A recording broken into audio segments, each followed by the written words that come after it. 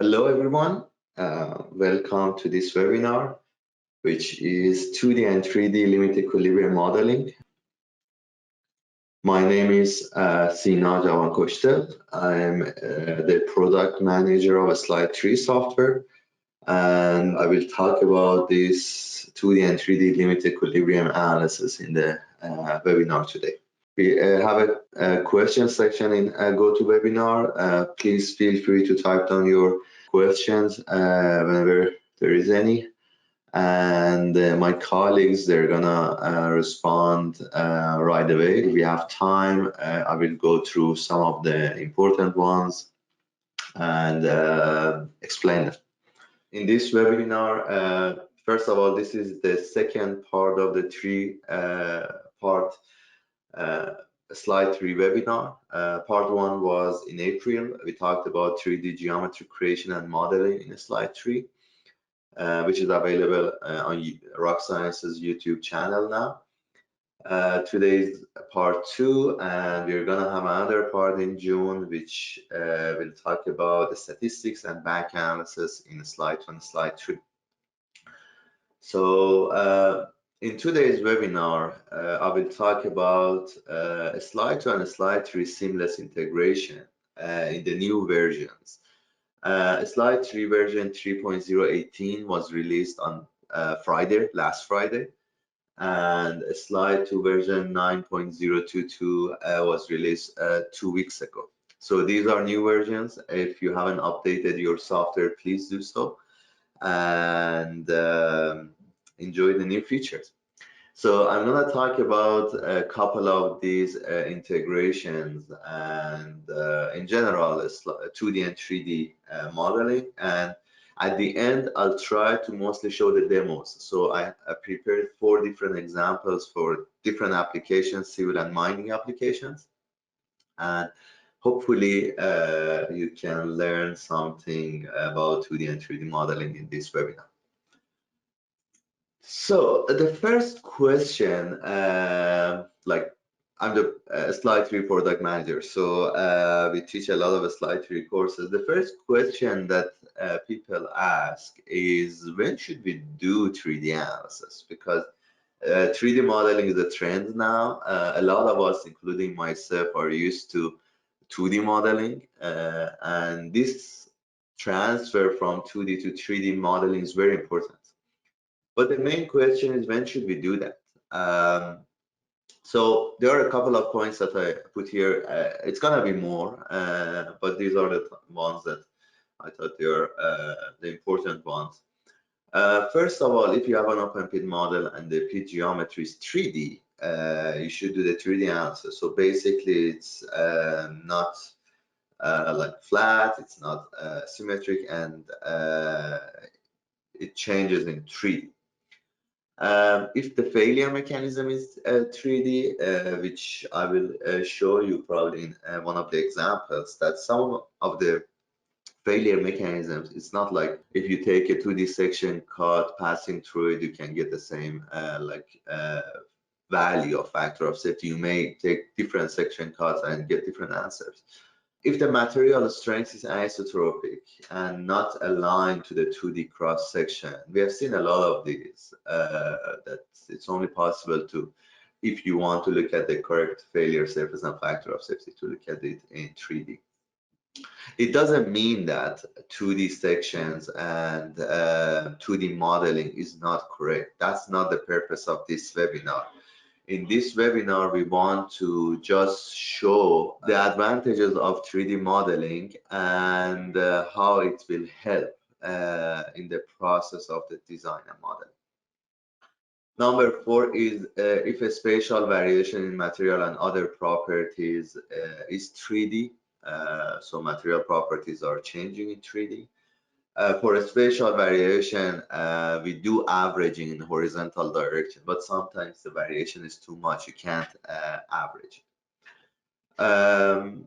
If challenging to identify the critical or representative 2D cross section, so if one cross section is not representing your entire geometry.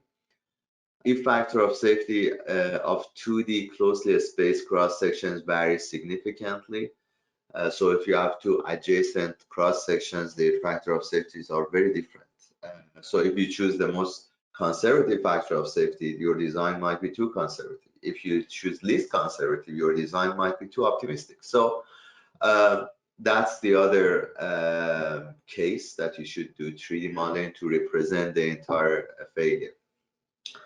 The other case is if challenging to estimate influence of discrete support and structural elements, for example, soil names, if the orientation is not possible to represent it in 2D, or if we have a spacing, different spacing. In 2D modeling, you define out of plane spacing, but that's a constant number.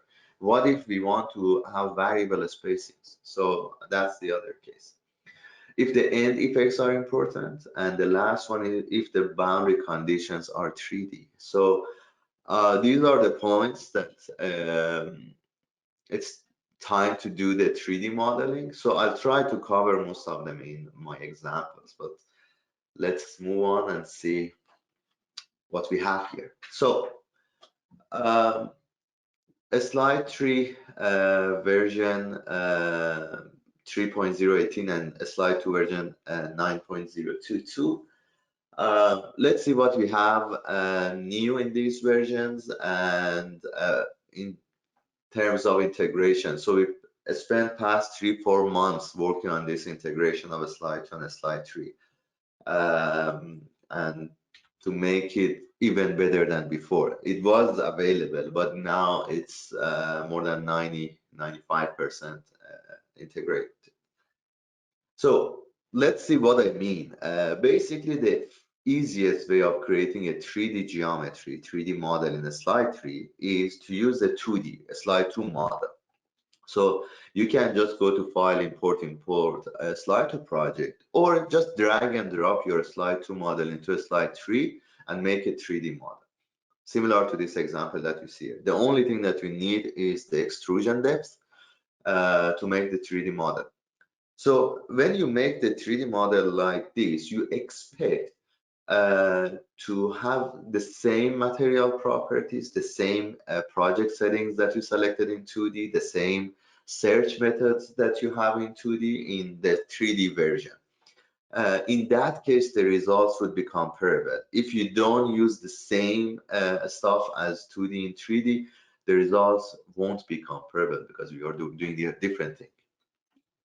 On the other hand as well, when you have a 3D model, we have a 2D section creator in a Slide 3 that you can define as many sections that you want, and you can see the 2D look here, and take it to Slide 2, make 2D models, which we do a lot because at the end of the day, most of us are 2D users and we want to see what happens in that section in the 2D model. So that's possible, and when you do that, again, you want to take the same properties, the same methods, the same searches from 3D to 2D. So that's why this seamless integration would matter. So these are all the new, and not all, most of the new stuff that we added in this past couple of months, and they are available in the latest version. We have started from project settings, a number of slices and columns, they should match, stats option, they should match. There are some options that they are not still available, that we are working on them, like spatial statistic is not available in Slide 3. But whatever is available in both, they match in terms of settings. Groundwater options. Surface types, if they are circular, non-circular, they should be identical to spherical, ellipsoidal searches. Search methods and filters. We have meta-heuristic methods and different types of methods that I explained in the previous webinar. And we have filters, now they match in 2D and 3D. Search limits, there are a couple of search limits in a Slide 3, and because of the limitations of the 2D analysis, we can't take all of them in the 2D software. But the ones that they are possible, one of them is completely inside search method, which is equivalent to defining a slope limits in slide 2. So you can have multiple of them in slide 3. Now you can choose which one to take to slide 2. I will show a couple of these with examples. It's going to be more obvious when I show you. User defined slip surfaces. Again, that's a new option from slide 3 to slide 2. Discrete functions from a slide 2 to a slide 3, and also pore water pressure cases. It used to be just one section being imported to a slide 3. Now we create a couple of sections with the same values to make the interpolation even nicer. Support properties, connection strength and coefficient of interaction for geosynthetics now is available in slide 3. Material statistics, they're coming from slide 2 to slide 3. Weak layer handling, we have a new option. I'll show you that option now. They match in 2D and 3D. And tension crack surfaces, again, it's something that we try to match them in 2D and 3D. So let's look at a couple of them. First of all, as I explained in the previous webinar, slide 3 uses a method of columns, which is basically method of slices with one additional dimension. You can see in figure C. Figure B is the one that you see in the 2D analysis. Figure C is the additional dimension that we have for the slices to become columns. So now the number of slices in 2D matches the number of columns in 3D. So that's the one that I've mentioned. As I mentioned, search methods, they match. You can see the 3D model. We have particle swarm and with multiple option, which is the multimodal option. And when you take a section cut, you can see exactly the same option in slide 2. And when you look at the filters, they are the same in both software as well. In terms of visualizations, for the multimodal optimization, you can see we took a 2D section cut and ran it, and we have 4 different failure surfaces, and you can now see all of them on top of your 3D geometry. In terms of search methods and surfaces, you can see we have a sphere, ellipsoid, multiplanar, and wedge. These charts, we make it available to our users in our online help. We match them using these charts, and now a sphere can go from grid to grid, cuckoo search to cuckoo search, so they match 1 to 1. And the other way as well. So when you go from a slide 2 to a slide 3, you can go and change from circular and non-circular to different options that we have in slide 3. So next. As I mentioned, completely inside option, this is the region that you define, and the software in a slide 3 is going to search for that region. A lot of us are familiar with the same option in slide 2, which when you use the slope limits and narrow down the limit, the software only search in that region. So these two are equivalent. And when you take a section cut from slide 3 to slide 2, these search limits automatically change based on your selection in slide 3. Now, what if we have multiple of these search regions, which is available in slide 3? Now we added an option that this user can select which one of these is going to go to slide 2. So it's a new feature. The other thing is we have a user-defined option in slide 3 that you only search for one slip surface that you imported or you define in the model. That option is equivalent to the block search in slide 3 with the user-defined slip surface. So when you take a section cut from slide 3 to slide 2, now this option changes to block search with one surface, and now you can look at the user-defined slide 2 as well. The other thing is we have a new option, relatively new option in slide 3 called multiple weak layer option, the automatic case generation. It used to be only a snap to the top weak layer. Now it automatically searches for the weak layer, and the same integration is available between slide 2 and slide 3. Multiple tension cracks. So in a slide 3, you can have multiple tension crack surfaces, but in a slide 2 or in general in 2D limit equilibrium, you can only have one tension crack location in the entire model. So again, if you have multiple of them in a slide 3, you can pick which ones you want to take it to slide 2. You can define pore water pressure in the slide 3 software using the grid option. If you take a 2D section cut, you can see that this is the same grids that you have in that location in a slide 3 that you can take it to a slide 2. And we have a property viewer in slide 2 that you can look at the pore water pressure generated by these points that you define, these grids that you define. So that's the other integration that we have between a slide 3 and a slide 2. So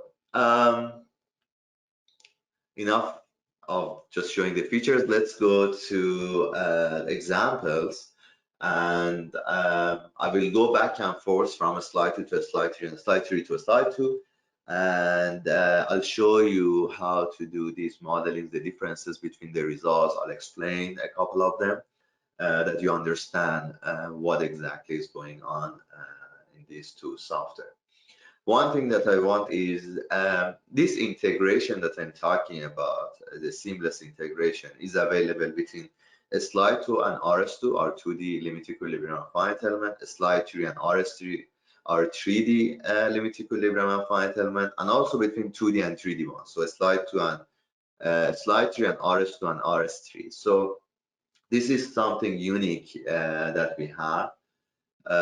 We also have a slide 3 and RS file as well.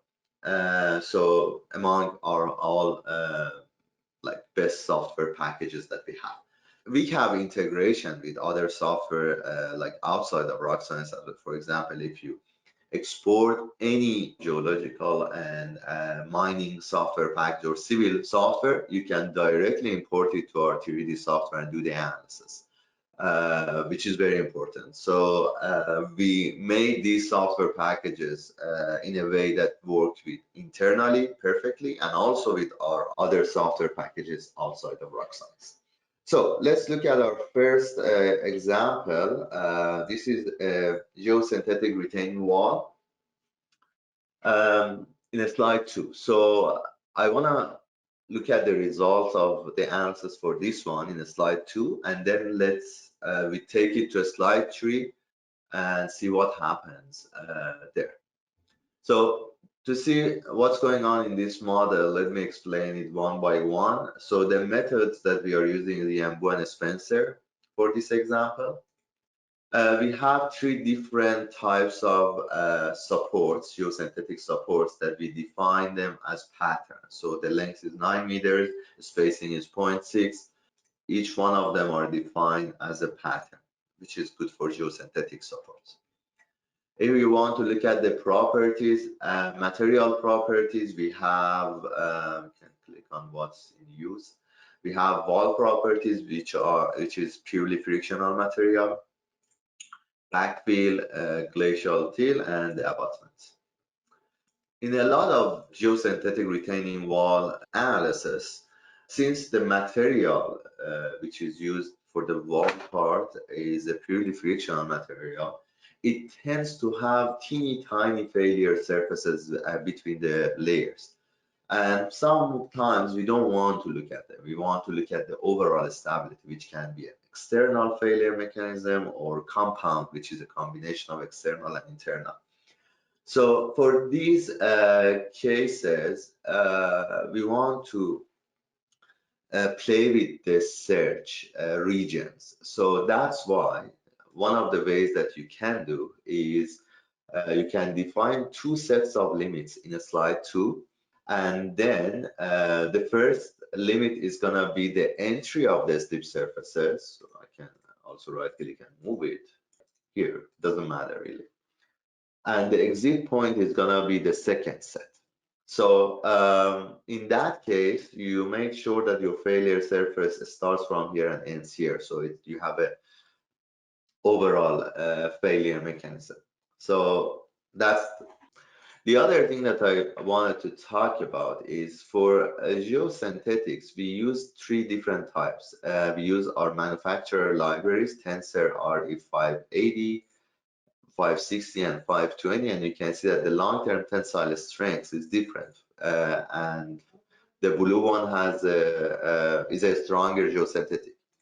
So, and we started from bottom to top, we used a stronger ones, and as we went to the top, it became weaker. The reason for that is in geosynthetic retaining walls, the forces applied to the bottom geosynthetic layers is larger than the top one. So we use the stronger geosynthetics, and for economical purposes, we don't need to do that, to use a stronger geosynthetic for the top layer. So we use a little bit weaker ones. Let's run this one and see what we get. We click on compute and we're gonna save this one. Let me bring this window here. It's the default for non-circular method is cuckoo search with our surface altering optimization method. Let's look at it's done. Let's look at the results. We go to the interpret and look at the results. So this is the failure surface for Yambu, which gives lower factor of safety compared to a Spencer. So the factor of safety is, for a Spencer is 1.5, and the failure surface goes beyond the reinforced zone.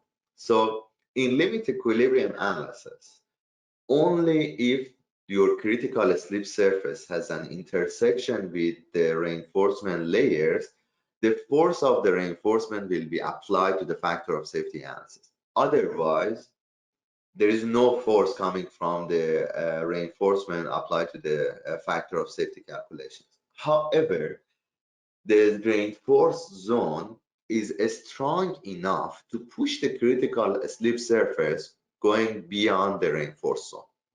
So that can be the effect of the reinforced region here. Let's look at the forces coming from the supports. Like the software shows you still the calculated forces for the supports, but it doesn't mean that it's applied to the critical slip surface because there is no intersection. You can see we have pull-out capacity and tensile strength for all of them. They are calculated. If we had intersection, these numbers would be applied to the factor of safety calculations to look and see if any support force is applied to your critical slip surface. You can just turn on the slices. If it was any force, it could have applied here from the supports, which is not here. And you can see that obviously the critical slip surface is not circular, is a non-circular one, and factor of safety is 1.53. Now, we want to take this model to a slide 3 and see what happens in the slide 3 software. So what I'll do, I'm gonna open a fresh slide 3 model, which is here. And I'm gonna just drag and drop go to the example folder, drag and drop the 2D geosynthetic retaining wall model into a slide 3. So as I mentioned, you can just select the scenario, hit OK. It's gonna ask you for extrusion depth. The default depends on the dimension of your 2D model.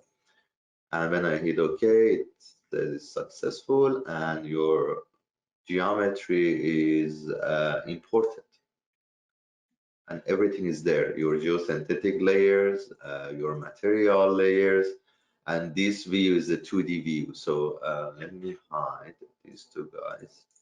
This is your 2D view, and you can just turn on your geosynthetic layers If you go to the support tab, you see all the geosynthetic layers, and we have all 3 layers. Let's see if all the options are imported properly. You can see M1 Spencer are copied here. In terms of material properties, we have the wall, the backfill, facial, all these are copied, and the material types are exactly the same. Support, these are 3 different types of support. So if we go to edit, you can see that Tensor 580, this is the manufacturer libraries that we have in Slide2 and Slide3. Basically, these information are provided by the manufacturer. So we have ultimate tensile strength, different reduction factors that we define, and the factor of safety, if it depends on active and passive method, this factor of safety is going to be applied to the ultimate tensile strength. And you can pick from there, and it's going to come here in these dialogues. These are the new looks that we have for the support dialogues for Slide 3 and Slide 2. So these are all new. And you can see as we go to the top layers, the support becomes a little bit weak. The only thing that we need to change in this model is, as I mentioned, a slope limits in a Slide 2 means completely inside. And the software automatically changed both of them to completely inside. But those limits in a Slide 2, if you define 2, means intersection of those regions. So what I'll do, I select this one, go to surfaces, add search limits, add search limit by arbitrary volume, which is this volume, and change it to intersect option. Intersect means that your slip surface has to have intersection with this region. And the second one, I'll do the same thing. So instead of having completely inside for both, I change them to intersect. And I'm gonna remove these 2 that are completely inside. So you can see these are intersect option for the search, and this model is ready to go. That easy. So extruding a model has some benefits. So let's look at the results, and for this specific case, I'll talk about the benefits of extruding the reinforced models. So I computed this model in advance. I don't want to spend some time to look at the engine computing. It doesn't take that long.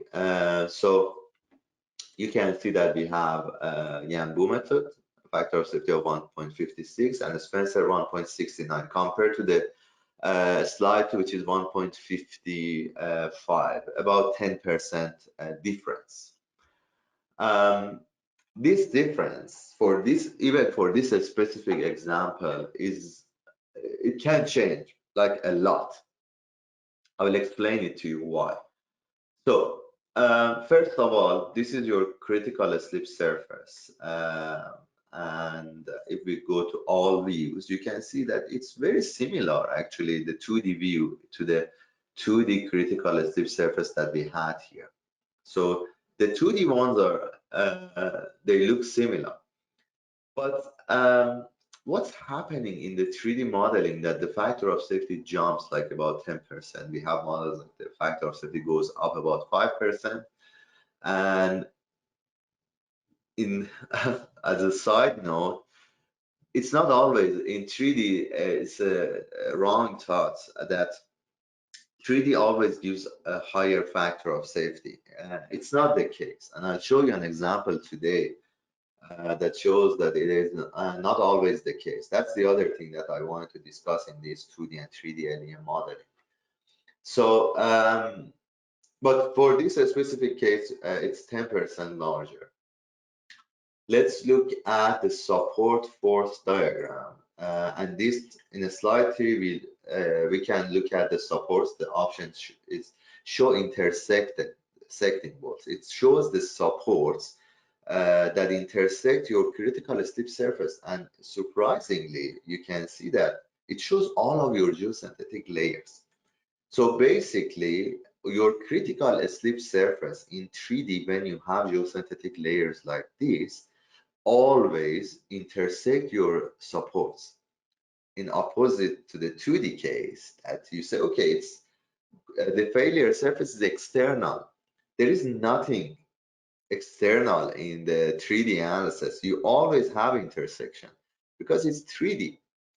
2D is just lines, but 3D it shows you the actual failure surface intersecting your supports.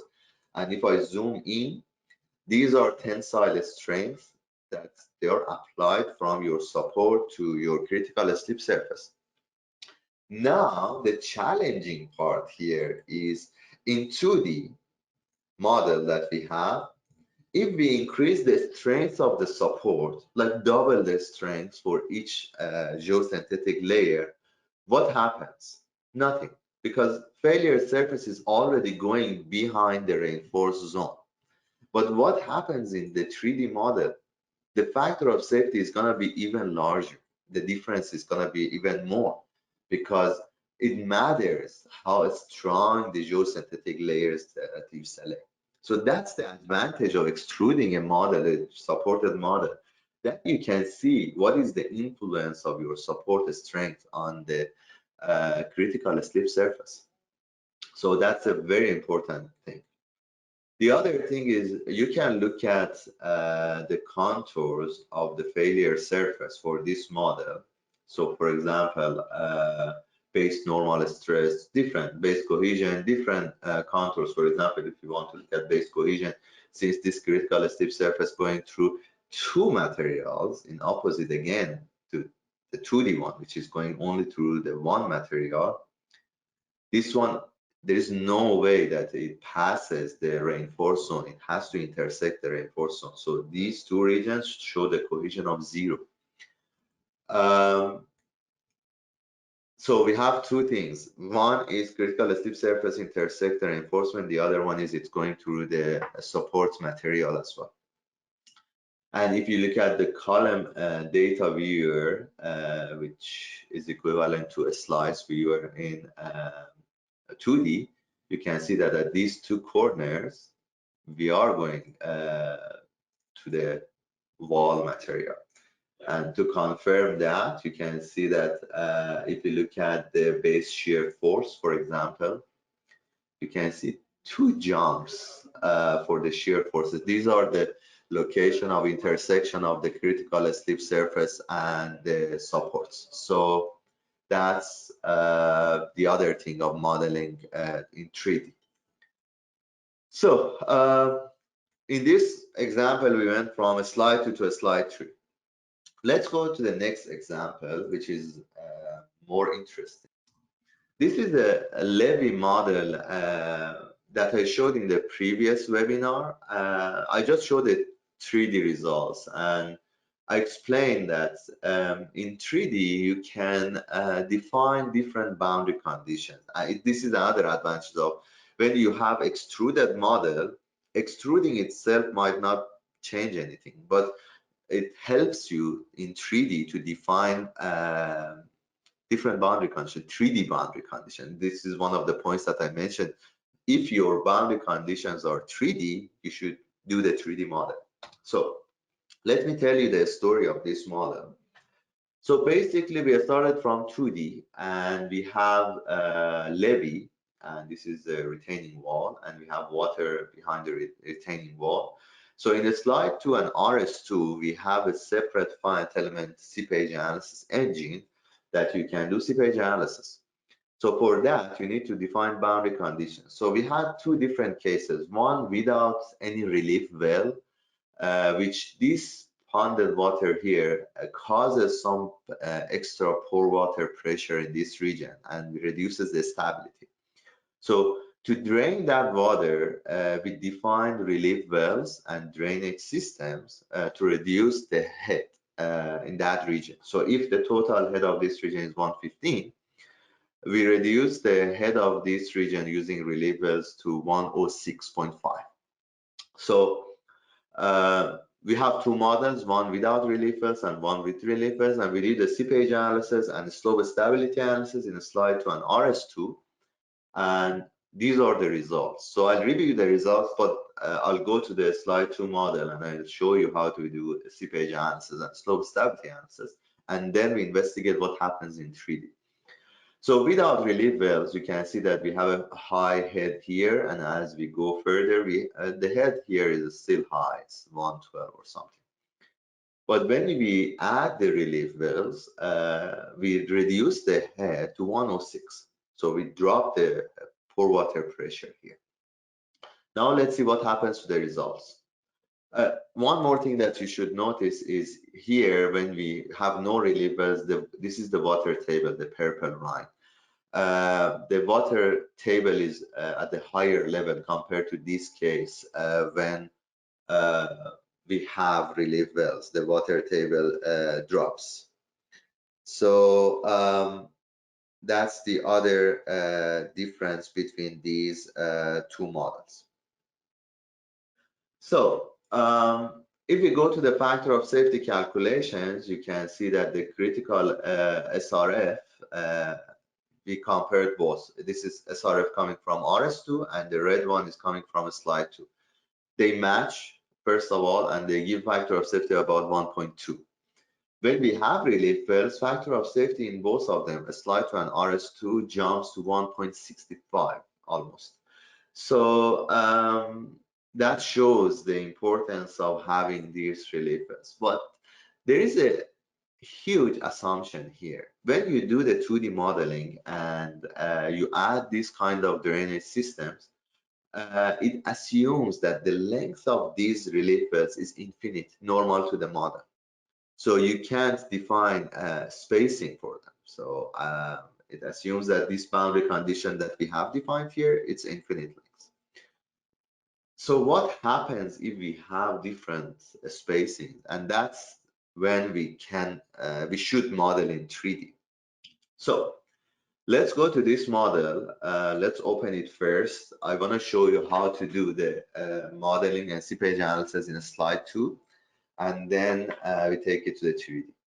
So if we go to project settings, groundwater option, you can see that steady state finite element. So this is a separate engine from our slope stability engine, and it is the same in RS2. RS2 is finite element, but it has a separate finite element engine for the seepage analysis. So when you select this option, there are two tabs here. One is for slope stability and one for steady state groundwater. When we go to the steady state groundwater tab, you can see that you can add any type of boundary condition, including total head, infiltration, any kind of boundary condition to any region that you want. Here we add a total head of 115 on this side and 106 for the relief wells. And if you can run the seepage analysis separately, or you can run it together with the slope stability analysis. It is still the uncoupled analysis, it's not coupled. But we run automatically the seepage first, and after that we do the slope stability analysis. So let's do that and see what happens. So this is our finite element seepage engine. So it's the finite element seepage engine that we have. And then after this is done, it goes to the slope stability engine. So this will be done soon. So that's done. Now it goes to the slope stability engine. It does the cuckoo search. After this is done, we go to the results and we see what we have in terms of results. So you have the option to look at the slope stability results and seepage results at the same time, or you can select either of them. It doesn't really matter which one you do. So this is the case with relief wells. You can see that factor of safety using a Spencer method is 1.634, and you can look at the total head, which is like this. You can look at the pressure head, you can look at pore water pressure, different options that we have here. So total head better shows what's going on when we add relief wells. Now, to do this model in a slide 3, we need to do the seepage analysis in RS3 because the slide 3 doesn't have the finite element seepage analysis engine. So this is the RS3 model. And what we did, we investigated different spacings for the relief wells. We started from 50 feet, we went to 100 and 200. So different spacings for relief wells, and to see what happens in terms of factor of safety. So this is the seepage analysis results for a slide RS3. You can see that this is the 115 feet head here, and this is 106 at this region. If I want to show you what happens in like 2D section, this is the for the 15 feet spacing. You can see the spacing between our relief wells. We have the option of creating wick drains and relief wells in RS3. So this is the spacing which is 50, and you can define relief wells with wick drains using this feature. So now you can see that these are the pore water pressure and total heads created in RS3. Then we go to File, Export water pressure to a Slide3, and you can import it in a Slide3. So we do the analysis in RS3, define the boundary conditions in RS3, run the seepage engine, and then take the results to a Slide3. I did that, and I ran this model. This is for 50 feet. These points, the colorful points, are the seepage pore water pressure grid results coming from RS3. And this is the factor of safety 1.56, which is lower than what we saw in slide 2. So it depends on the boundary condition that you define in a slide 3, in RS3, and then bring the results to slide 3, you get different results. And if you compare it to slide 2, they are lower than slide 2 for sure. So let me hide this one. So this is the critical slip surface that we have in a slide 3. We can look at different things. I summarized the results in the presentation. So basically, we ran also a 3D SSR analysis as well. We always confirm our results of LEM with finite element analysis. So we did the 3D finite element and 3D limit equilibrium for different spacings, and this is the 2D one. So if we have no relief well factor of safety is 1.2, if they are located at 200 feet spacing, it's going to be larger, the factor of safety. As we reduce the spacing between the relief wells, we drain more water and factor of safety goes up. And the highest that we have is the extruded, which is the 2D model.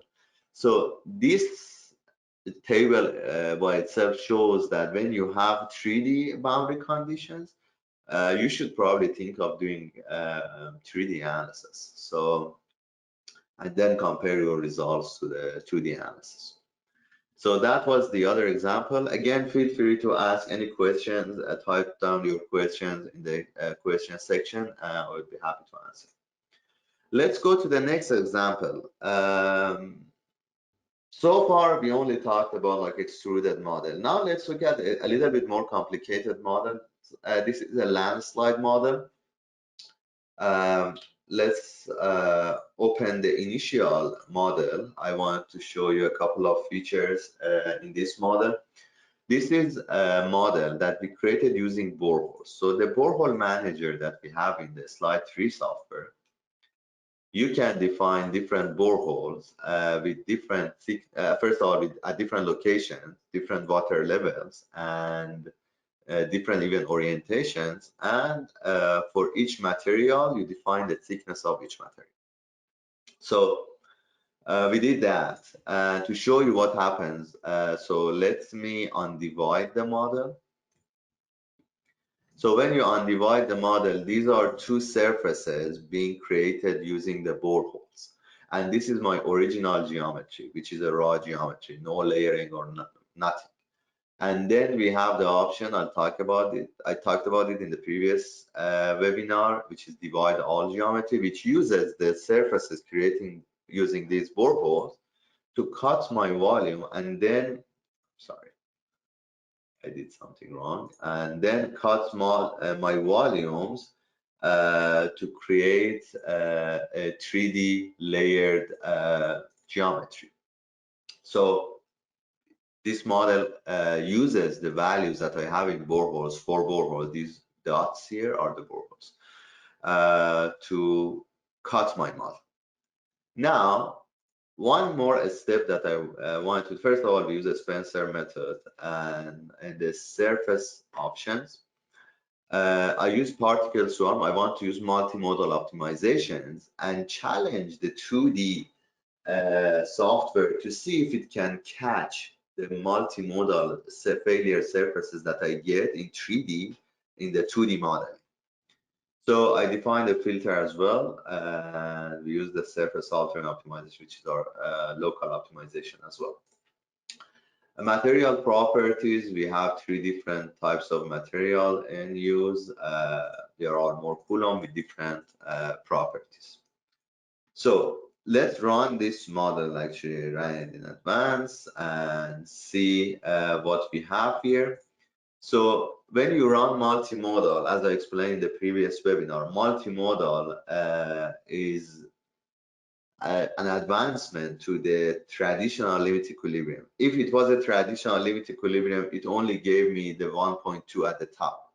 But now when I run it with multimodal optimization, it shows me this region as well. If you look at the safety map for this model, we obviously have 2 critical regions. It's true that this region has higher factor of safety, but safety map shows us 2, and if you run multimodal optimization, it gives you both of them, both failure surfaces.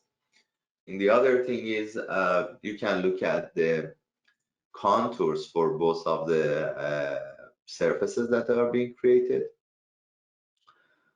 So you can look at maybe shear strength for both surfaces, and you can see that we have the concentration of shear strength for the top one and not for the bottom one. So these are the options available. Now, what I want to do is I want to take a 2D section cut and take it to a slide 2 and compute the results. So here there is a section cut. What I try to match, which is the challenging part, is this section cut. I'll try to take a cut that goes through both of the failure surfaces because I want to see if my 2D model catches both of them. So it has to go through both of them.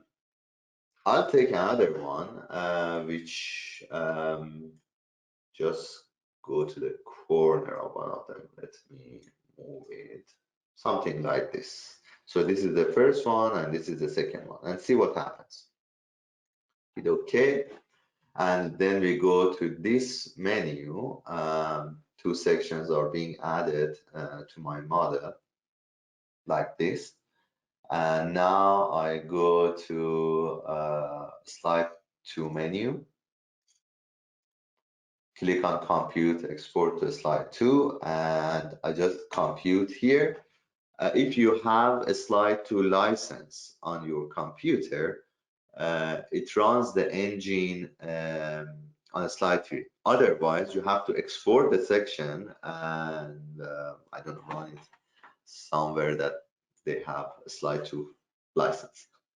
So it runs the multimodal. When it's done, I'll show you the slide 2 modeler.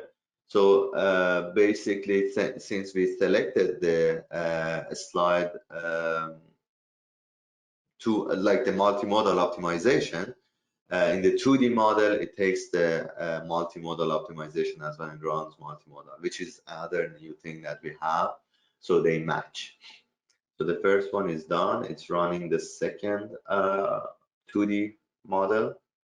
And then I open the 2D software and I'll show you the results, and then we come back and match the results with 3D. This is the challenge. Our search methods, 2D and 3D search methods, are strong enough to catch these multimodal optimizations. And when they are two, and you take a 2D section cut in your 2D software, if it's possible to match them, if it's able to match them, it's a big thing.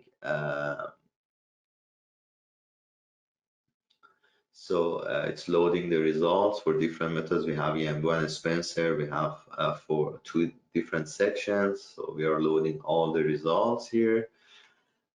Now let's open the Slide3 modeler first. Look at the sections. So basically, any section that you take, it creates a master scenario. So these are different scenarios. And if you look at the options, first of all, the method is Spencer and Yambu. The surface methods, there are particles who are multiple options. So this is the filter that we use. Match exactly the same. Now we go to the interpreter and open the results. On the Slide2 software, we show the Slide3 surfaces as well. This is for Yambu method actually. Let me hide this. Yeah. So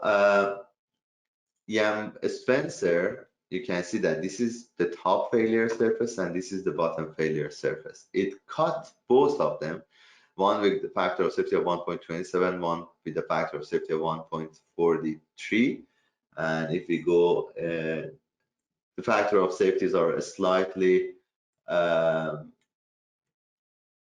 one of them is higher, the top one is higher, the bottom one is lower compared to 3D, which is very interesting.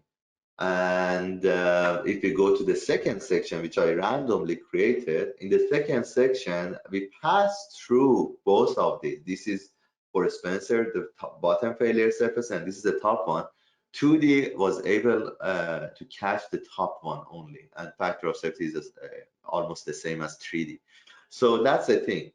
What section you want to take to compare to the 3D results? That's the challenge as well. And how do you know which section to take when you don't have the 3D models, 3D analysis? I had the 3D results and I took the 2D sections, but what if we don't have the 3D results and you just guess one 2D section? So that's the other thing, that it's very important to run the 3D analysis and see what's the difference and where are the weak regions.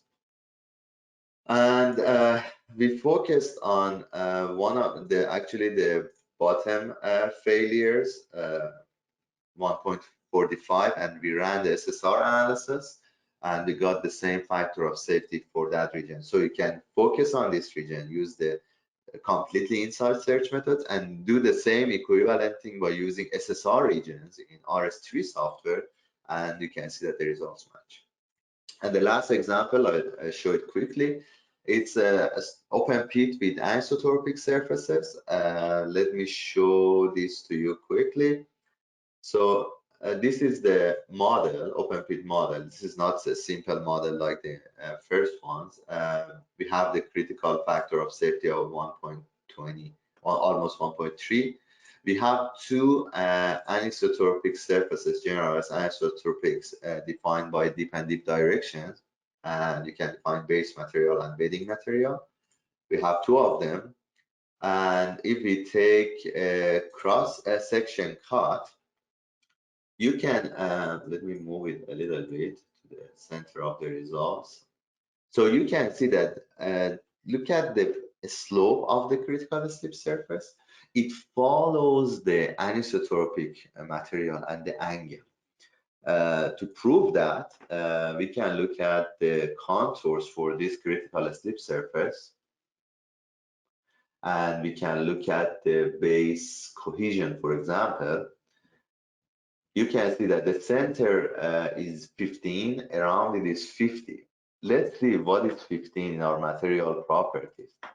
So in our properties, this material, which is TZ, has a cohesion of 15. And if we go to the yellow material, and we go to the anisotropic region, this is actually the bedding material for the yellow region. So basically our failure surface is following the bedding material in the yellow region, which is the main reason that we do have anisotropic material. Now, what I would like to do, I would like to take a 2D section and see what happens if we have anisotropic material. So for this one, we have a section, and I just hit OK. And we go again, since I had the 3D results, I was able to like take a section going completely inside my failure region.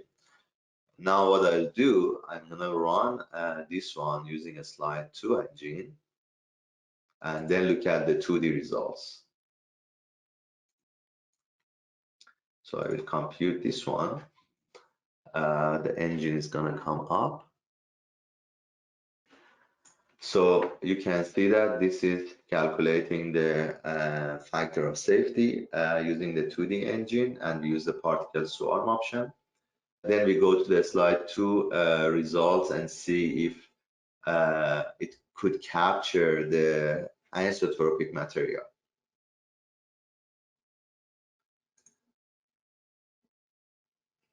So we go to the interpret. It's reading the results. So I will open a slide to interpret directly from here. You don't have to go to the model. First of all, look at the match. This is the red one is the Slide3, and this one is Slide2. And to just show you that base cohesion that we talked about in the Slide2, you can see 15 and 50. So this 15 is the bedding of the yellow material. So now that I knew the failure surface in 3D, I took the section cut in the middle of my failure region, and 2D could capture the anisotropic material as well.